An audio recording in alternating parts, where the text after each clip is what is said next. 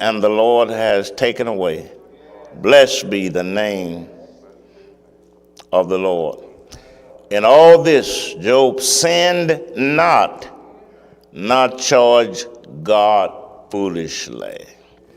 The grace, pain, and suffering by not charge. You may be seated. The grace is grace alone in the heart of Job that caused him to recognize that he was not to foolishly charge God when he was suffering. I believe that suffering and pain is one of the most misunderstood aspects of our lives. And there's not a one of us who is alive, and there's not a one of us who name the name of Christ will not suffer some kind of spiritual or physical malady in a lifetime. Matter of fact, we all are in and out of suffering. Yeah, we're in and out. We get over one thing, then something else happens. And we're perpetually sufferers. We suffer. And if we suffer this much, then there ought to be some questions that ask and some answers that we seek for. Well, just off the bat, I just simply want to say what I've found to be the greatest aspect or the greatest benefit of suffering is that through suffering I am perfected. That's number one. I just threw that out in case I forget it, But through suffering, I am perfected. I began to look more and more as Jesus the more I suffer. I haven't learned too much in my fair seasons of life. I haven't learned too much when it's summertime. It's in the cold, blustery nights of winter that I have learned the principles of life that sustains me day by day. Other words, somebody said I'm going through some stuff. That's what I mean. When you're going through some things. And you can't reverse it, and you can't get nobody else to reverse it. It's only over when you get through it. And so life, if nothing else that I say today, the greatest aspect of suffering is for the manward part. Now, you also know that in a relationship it's mutual. I just said that to somebody. There's a your part and there's a their part. You have a part and they have a part, right? Huh? So my part is that I am perfected. And on God's part, which is far greater than my part, is that he's glorified. So that's really my whole sermon right there. That's all I really came to say. But in this story, which is probably the oldest book in the Bible, book of Job, written, carted during the time of the patriarchs, this writing, Abraham, Isaac, Ur of the Chaldeans, place where Abram was from, in that area. And so it was recorded at that time, him being the richest man in the world at that time. He was the shot caller, so to speak, and he had more influence. He was in the gate. He was really somebody. And he had a background in what would be known to us today as faith. In that time, there was no word as it relates to their faith because they didn't have an object to place their faith in that had done everything for them. So what they did was they believed he didn't even have a law. There was no law. He just instinctively knew that there were certain things that were right. Because the law wasn't given during that time. They didn't have any law at that time. Moses had not come during that time. That was Abraham, Isaac, and Jacob's spirit. You need to talk to me now. So God has been God from everlasting to everlasting. And it's by belief in him, it's by faith in him that any man have ever walked with him. Whether it was under the covenant of grace or whether it was under the covenant of the law or whether it was pre-law. It's God. God can break through any defense, yours, that he want to break through. God can get into any place that he want to get into at any time, do what he does, close the door and leave.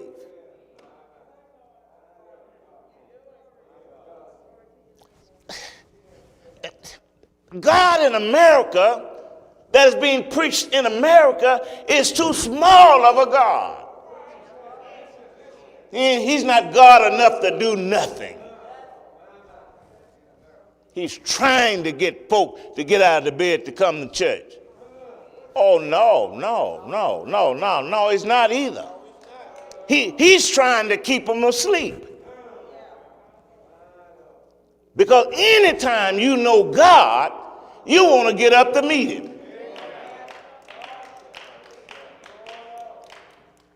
And so Job had a background in faith in God. He was a just man. He was a devout man. He raised his children right. He did all of that. It says that for us in the first verse. Feared God, he was just, and he was devout. And he hated evil. So that's about as good as it gets when it comes to righteousness. You can't improve upon that. He was a just man. He loved what was just mean what is right. He loved what was right, and he was a mature man. He was perfect, which means he was mature. He was a mature individual in the community, in the neighborhood. He could be depended upon. I keep telling us, Job was an outstanding citizen. He was responsible and respectable. Didn't bother nobody. But yet, Job suffered greatly. Job was wealthy. Wealth is not a qualification of the faithful now. That's, that, but God had blessed him, obviously. He was wealthy. All of his assets are numbered there in verse 3 through 4. And 3 through 4, his family is looked up on in verse 4 and 5 and 6 down through there. And so he was wealthy. He was a man of faith, had a background in faith.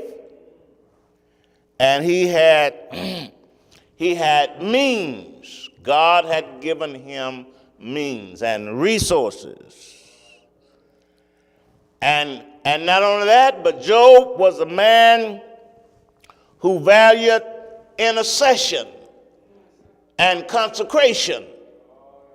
Look at this.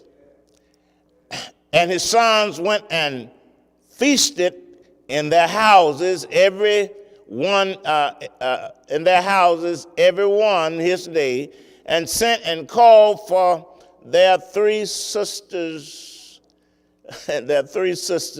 to eat and to drink with them. When Job's sons had their parties, now you do know that there were some parties.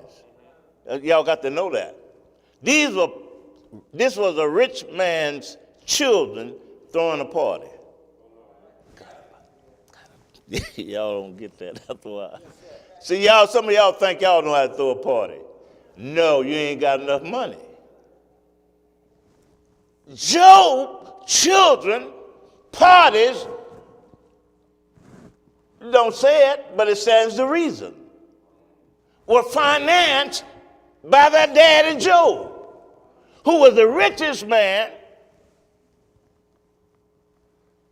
in the East. And when they parted, everything that they wanted was at that party. I wish I had somebody. Y'all act like that. Anybody here ever had a party? Huh? Anybody? Nobody here had no party? And so now,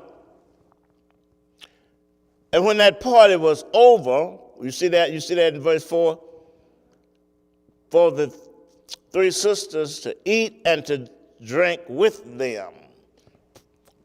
You just let your imagination go when you go to a party. You most certainly don't go to drink Kool-Aid and, you don't go to drink, Sprite. Few people do. But you drink what the host bring you, don't you? People I can't stand hypocrisy in church. People get in church and they just act like I don't do nothing. Yes, you do. Yes, you do. Yes, you do. Everybody may not, but yes, you do. Huh? You about to bring you a glass. What is this? Let me taste it. Oh, that's good. I like this. You done had about 10 of them when you leave that at night. Look at verse 5. And it was so when the days of their feasting were gone about, see, if you read Scripture and you read it properly, it reveals itself. It is inferred, and when the days of their feasting was done, what eating and drinking, feasting were gone about, that Job sent and sanctified them. What did they need to be sanctified from or for? Their dissipation, their conduct. When you get halfway, can I preach? Like, yeah. When you get the, when you get there, you get that feeling. Yeah. Your tongue will get loose.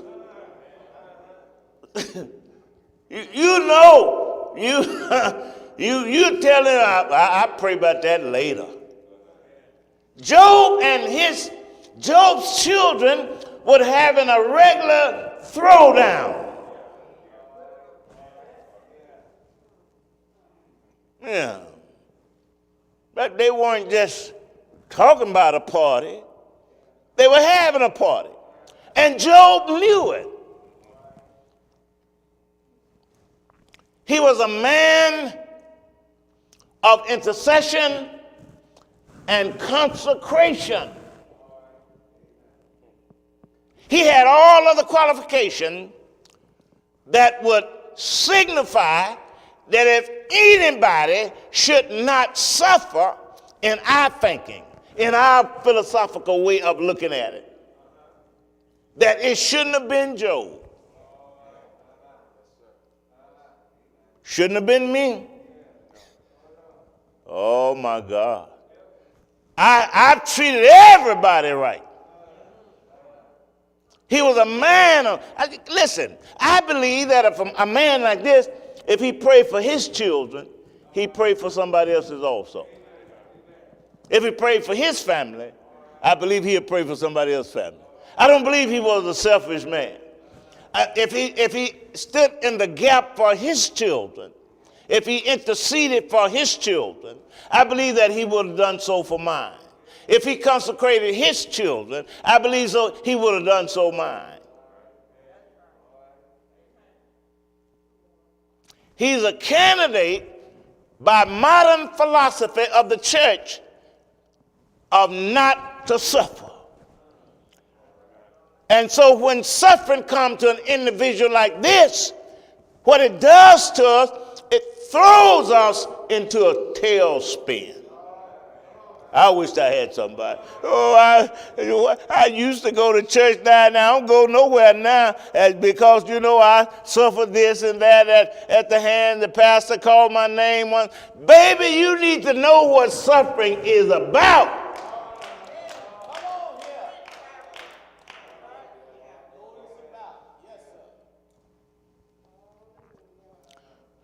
I treat everybody right.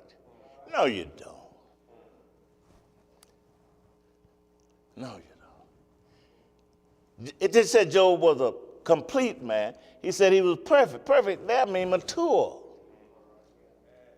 Responsible individual. You can see the responsibility in how he responds to his family.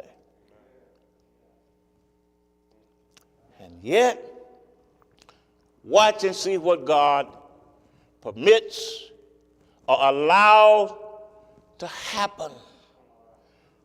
If you don't process pain and suffering through grace, it will turn your life upside down for the rest of your life. You got so many Christians who are turned upside down. All they can talk about is what they used to. And the reason why they don't like, they can give you a 15-page dissertation as to why they don't like church, why they don't like Christians, why they don't like preachers, why they don't like Christian men and women. Why? Because there's some undealt with pain on the inside. Brothers and sisters, when you don't deal with pain on the inside, that pain turns into a monster on the inside of you. It ravishes your mind. It reduces you. It makes you become animalistic. It does everything against you as a human being saved by the grace of God. Make you hateful, mean. Why Mac so mean? I don't know, but that Negro is mean.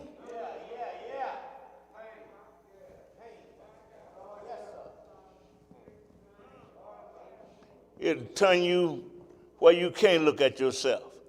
You're always looking at somebody else because some pain.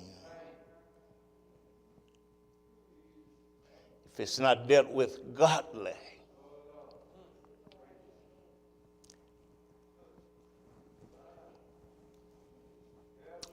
good man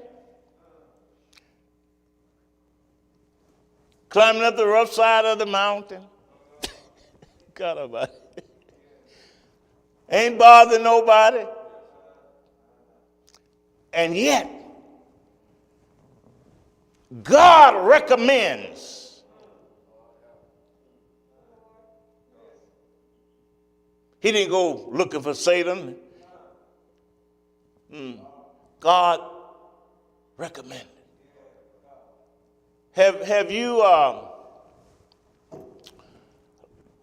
you considered my servant. My servant. He wasn't just a person. He was God's servant.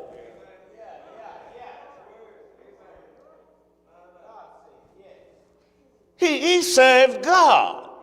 He was one of those, I would suppose we had no problem recruiting him if they was going to sing This Little Light of Mine. I believe Job would have been a good lead singer for that, based upon his, credentials. I'm going to let a just man, an upright man, a man that hated evil, and a man that feared God, he could really sing that song, couldn't he?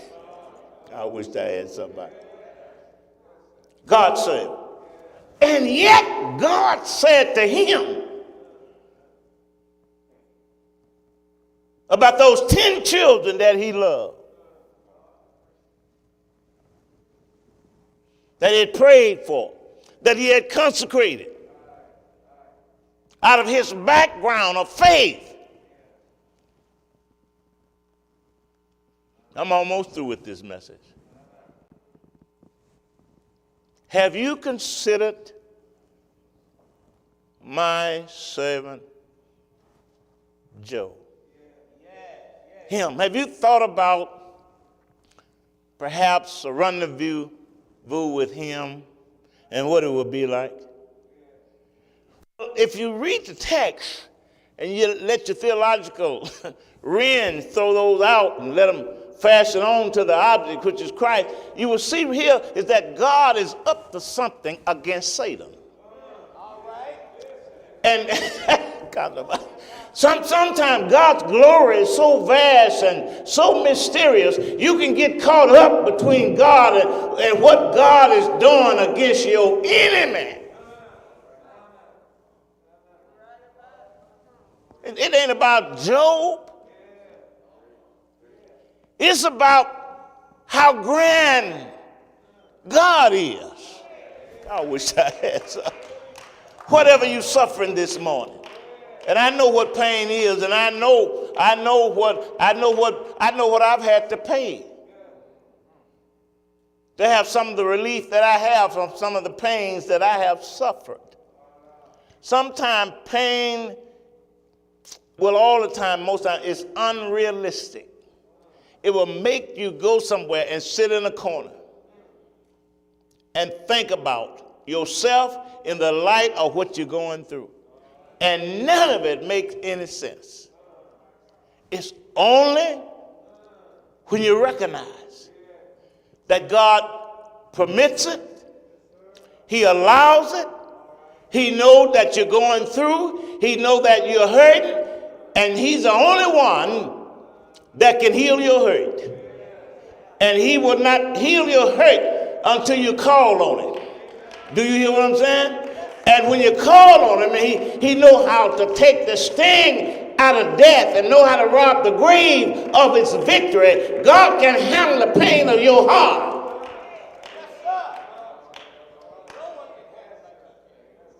You plan. You're right in the middle of your plan.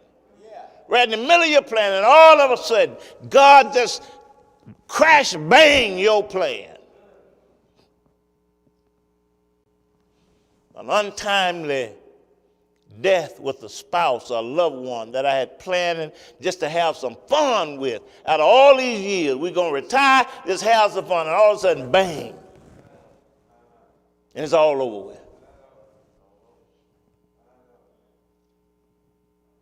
A child. Oh, yes. What is God doing? Have God not understood that I serve him faithfully? Yeah, I've served him faithfully. What is he doing to me? I preached all these messages, and here I am.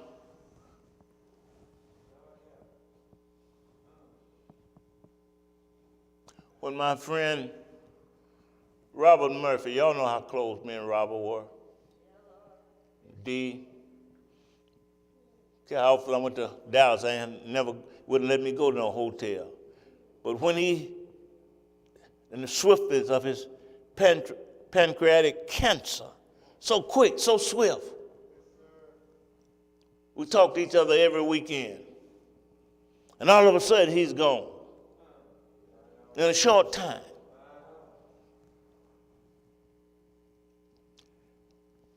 And all I could say was, right on, King Jesus. That's the best thing. Because I don't want to get in the way of God's glory. I don't understand God's glory like he understands his own glory. So many other episodes in my life, so many other episodes in your life. But God has a right to get glory wherever he chooses to get glory. Can I tell you something?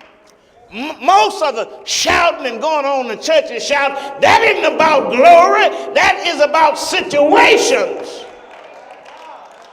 That's about situation. That's about situation. God has put me in a good situation. Who wouldn't shout if you're making 2 times more money now than you were making last year?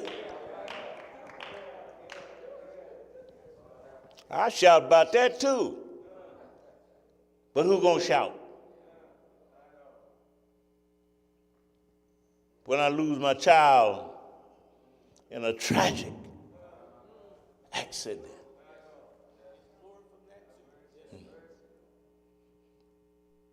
Which one give God the most glory? Neither. It's just the way God chooses to do his business.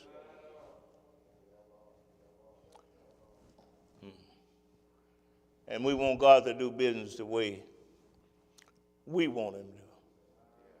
With a man with a pedigree, with a man with a background like Job, and here Job is, being recommended to Satan by God.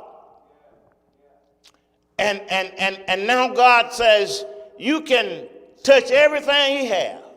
He refuted Satan's argument about the hedge around him. He said, I move that. I move that. If you think you can tell this contest, I make him curse you to your face. God said, I move the hedge. I get rid of all of that.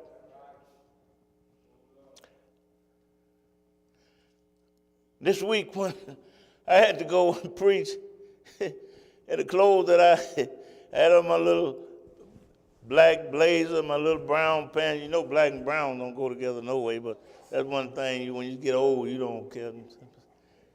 That's what I left here with on Wednesday. I wore it Thursday. And I came back on a different flight with it on Friday. Got off the airport. Anybody know me? No, that's not the way I roll.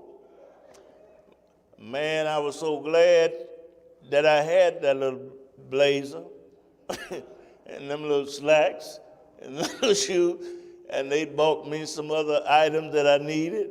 I was okay. And I went on and did what I need to do. When I thought about in the light of what I was there for and what had happened, what I had on paled in comparison to what God was sending me to do.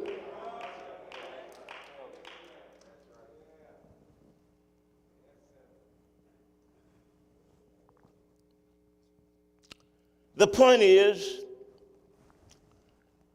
Job, again, is caught between God's purpose here and God's glory, and Job becomes the non-essential element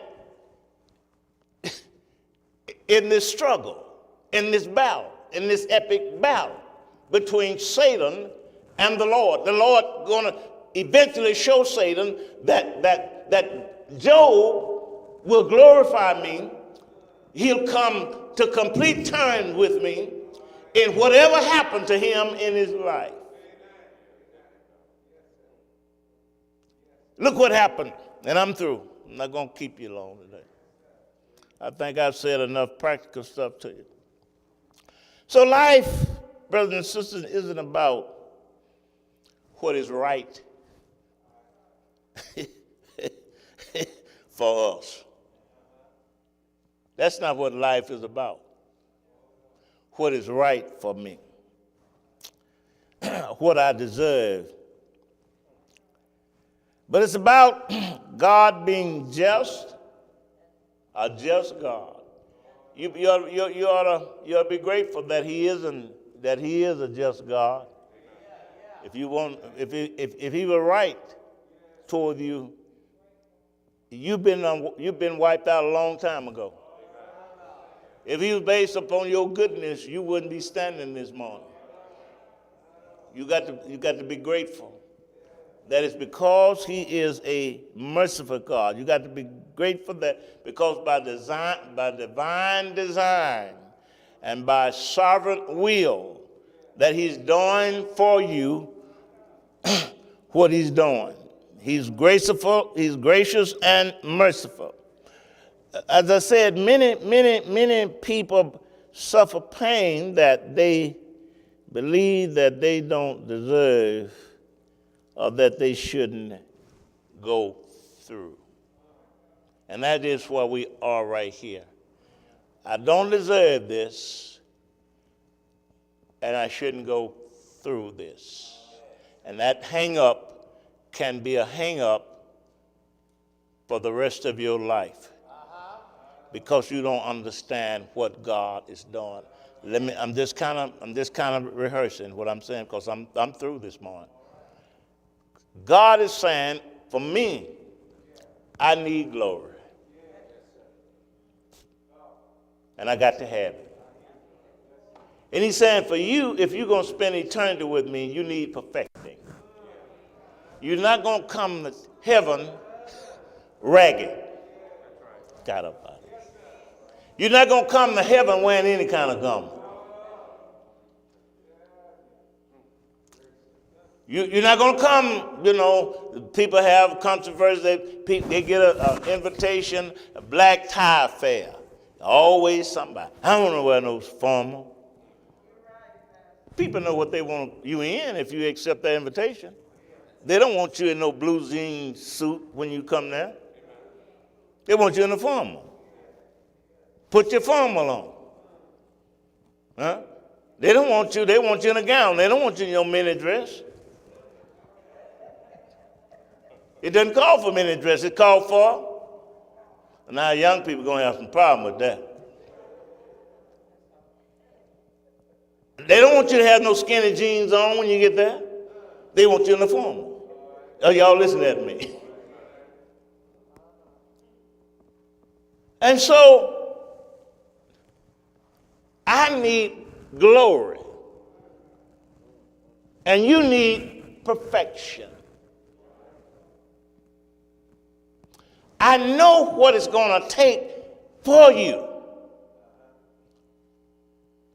And so that's sometimes the reason why God allows certain things to happen in our experiences. It takes a lot of pain to get MacArthur Paul's attention. So I'm going to allow him to have a lot of pain in his life before he come to recognize me, before he come to honor me. God has been telling some of us over and over and over and over and over the same thing. And you know what we keep doing? We keep doing what we want to do over and over and over again. And God don't relent. And in the ultimate end, God is going to get the best of you.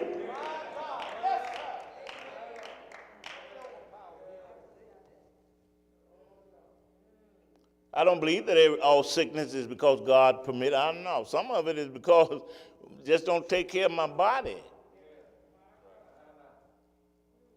I don't believe that every loss of resources is because God took it. No. Some of it is because I make bad decisions with my money. But I tell you what he will do. You can tell the difference between when he go in your pocket and when you go in there.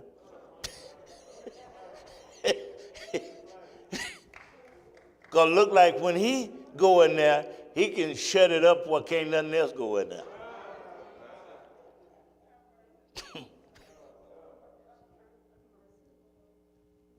You can tell the difference. Your work is not like his work. See, what y'all fool around here with as a pastor, I'm one of the hard-headedest Negroes in the world. But not no more. Hard-headedness does not profit you. You pay gravely for being hard-headed and hard against God. You suffer mental anguish. Somebody, well, where you going? I don't know. I'm going to just drive all night. Can't even go to sleep. Pain. God said, you can drive all you want to. I can catch up with you because I'm going to get my glory out of you. I bought you. I paid for you. I shed the blood of my son for you out on Calvary's hill. You're going to come under subjection to me.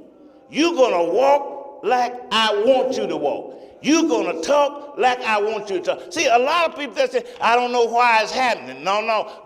God is in the equation of your life. He's the author and the finisher of it.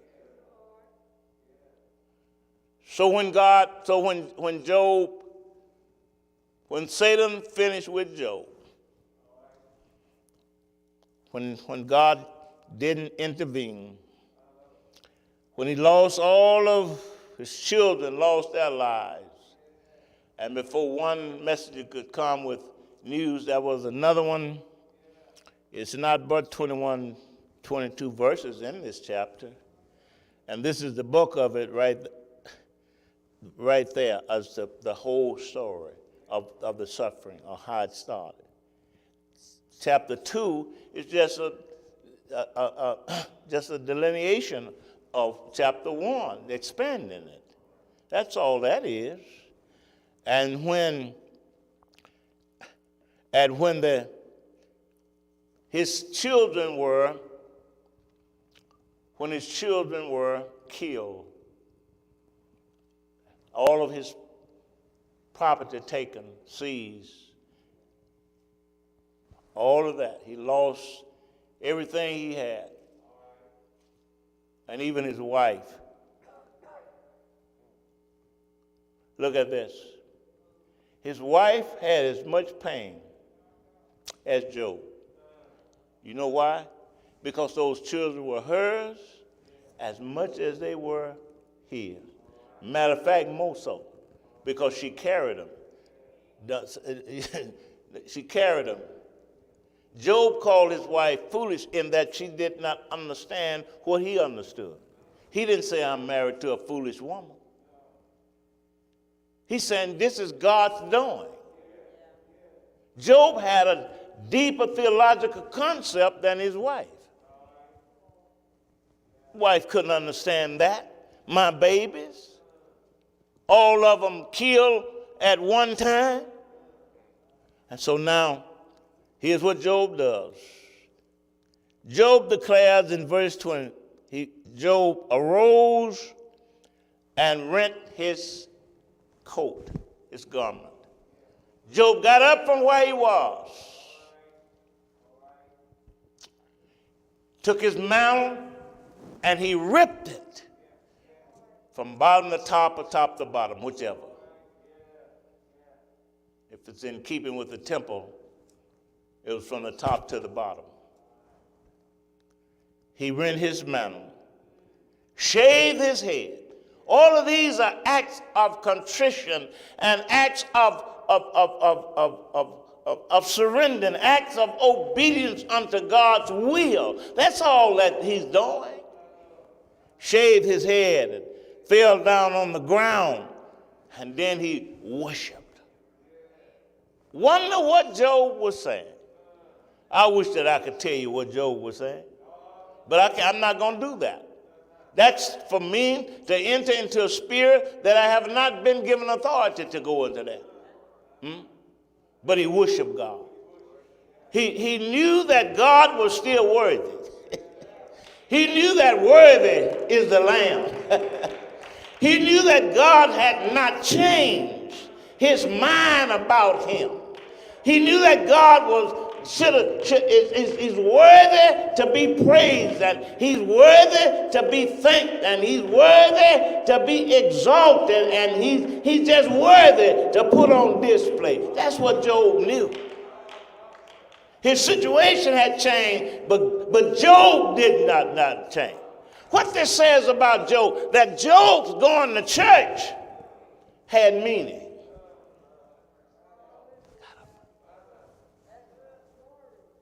I said, Job going to church.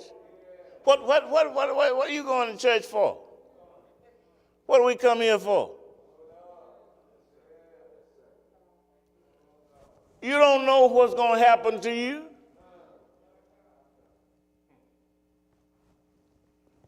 Enough have happened to Miss Job to take them out. But Brother Job's faith stands like a monument unto God. The issue here, Job's standing, is not to point to Job. Job's standing is to point to God. See, I don't mean to belittle no little God unless he is little.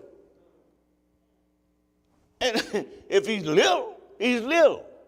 God is not a little God. He's a great God. I want to say that again. The God of the Christian church is a great God. Now the God of America, I don't know about that God. I really don't know about. He's trying to get us to do this, and he don't even know what he's doing by COVID-19. He doesn't know. God is in control today. He was in control yesterday. On tomorrow, God will be in control. If anything to be set up, guess who's going to do it? God going to set it up. If anything to be pulled down, guess who's going to do it? God to be pulled down. If anything be brought in, God is going to bring it in. If anything be put out, God is going to put it out. Whatever is to be done, God is going to do it. Don't.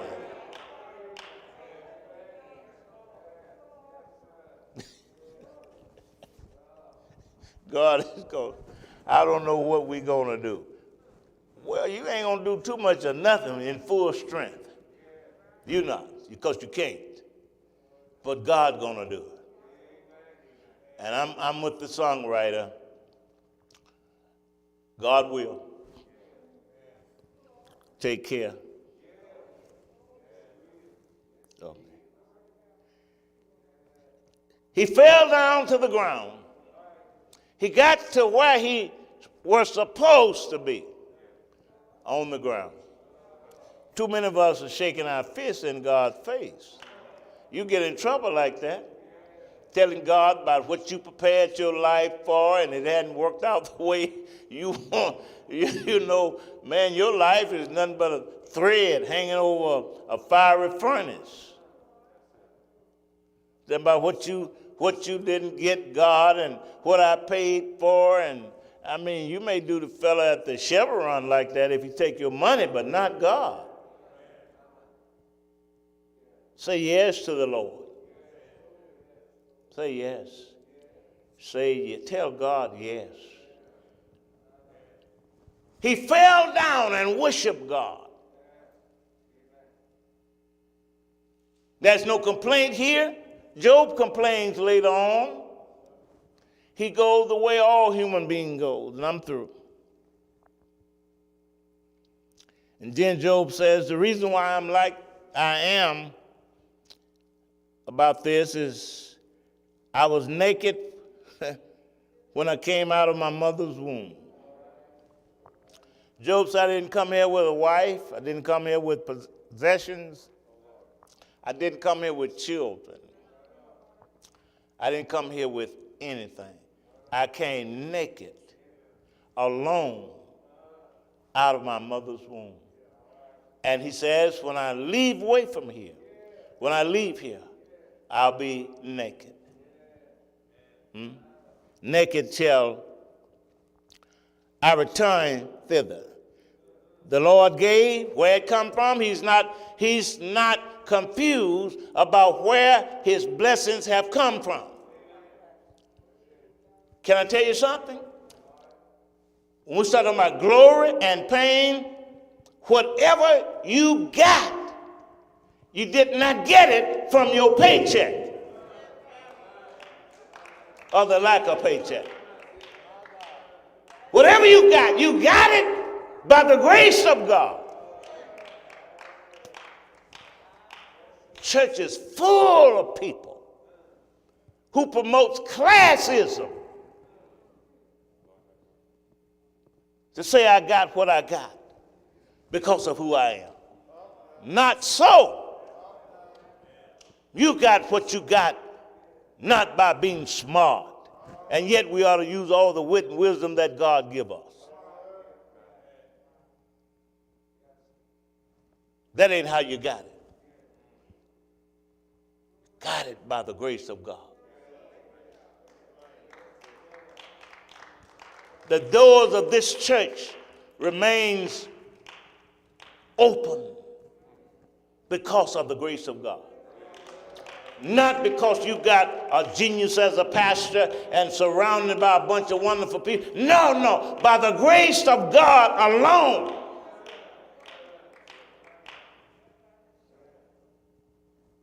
And when people realize that's the grace of God alone, then people will get in their places and begin to do what they're supposed to do. Because I don't believe grace and laziness goes together. Say that again. I don't believe grace and laziness go together. Say it again. And let me put it this way, son. I don't believe if I got a dishwasher, my dishwasher is broken, and I got a sink of dirty dishes, I don't believe grace will let me sit in my easy chair and not wash those dishes. Grace will say, boy, get up. You weren't born with no dishwasher. And go on in there and wash them dishes and dry them and put them up. I believe that's what grace would tell me. Somebody said, oh, grace, please don't speak to me.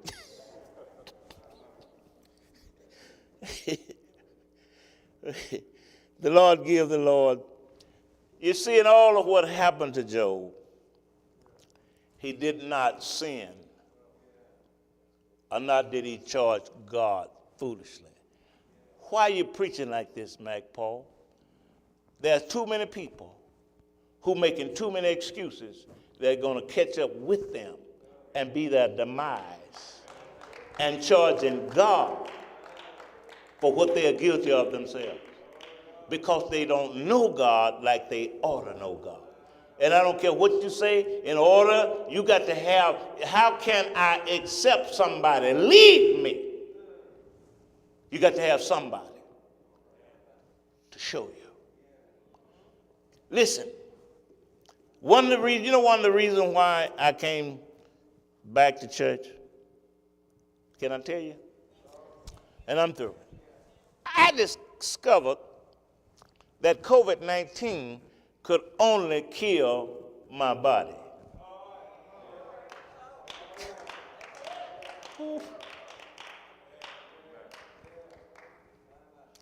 Only my body. And then I discovered that if this house of this earth, the tabernacle, is dissolved, I got another building.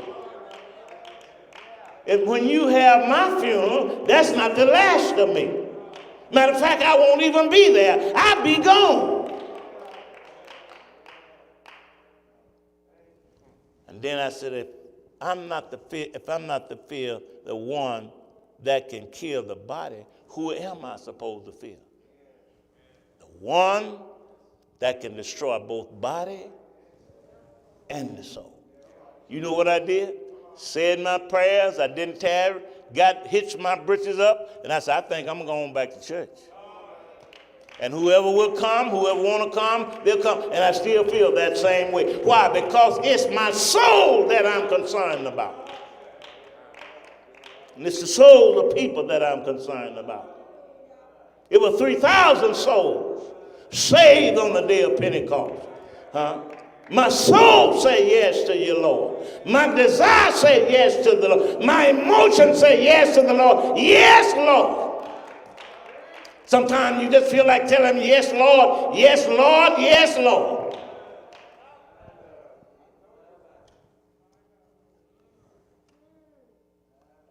It was God's glory. That's the question in the text. Not. We want to make it us.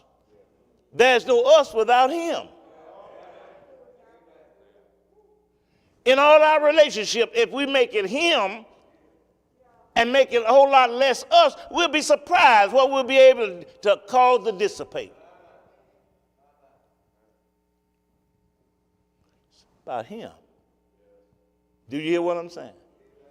It's about him. It's about his glory. And you get in between God's glory and his purpose, I want to tell you, he can put you on display in an awkward way sometimes. In an awkward way, in a painful way, in a way of suffering. Come on. Come on. It's an emblem, the old rugged cross of suffering and shame. Give God a hand of praise and appreciation this morning. We thank him for who he is, what he has done, and he has been awesome. Awesome toward us, awfully gracious. Let me ask you if you are, Vernon, would you stand out here?